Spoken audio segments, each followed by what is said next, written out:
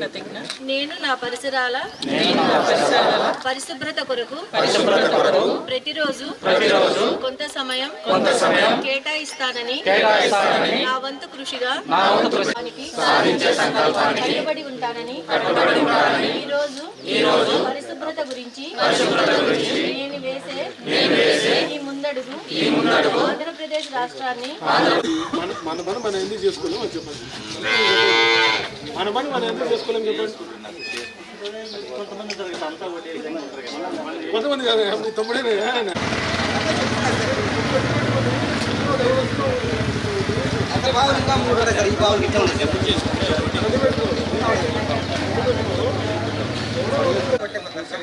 చేపించాలి కదా. గ్రామంలో ఉంటాము ఇట్లాంటివి చేస్తాను కదా.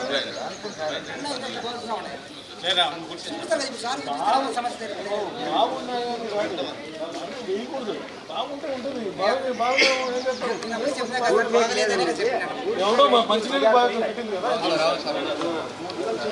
ఎవరైతే ఉన్నాయో వాళ్ళ స్థలం వాళ్ళు శుభ్రంగా పెట్టుకోవాల్సిందే. ఎవరి స్థలం వాళ్ళు శుభ్రంగా పెట్టుకోకుంటే సెక్రటరీ ద్వారా నోటీసులు ఇప్పిస్తాము. ఆ తర్వాత మేమే శుభ్రం చేసి దానికి ఎంత ఖర్చు అయితే అంత వాళ్ళ నుంచి వసూలు చేస్తాం. ఒక 2-3 నోటీసులు ఇస్తాము. ప్రైవేట్ స్థలాలన్నీ కూడా ఎక్కడైతే పిచ్చి పిచ్చి మొక్కలు మొలిసాయో అవన్నీ కూడా వాళ్ళు క్లీన్ చేయాలి. క్లీన్ చేసేంత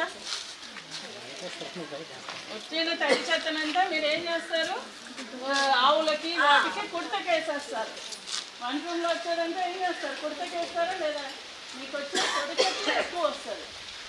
కాబట్టి మా పంచాయతీ కార్యదర్శి రేపటి నుంచి ప్రతిరోజు ఇంటింటికి వెళ్ళి పొడి చెత్త ఏదైతే ఉందో సేకరించాలి. ఈ విధంగా బిన్స్ ఏమీ ఉండకూడదు. ఓకేనా? మరి పంచాయతీ కార్యదర్శి అండ్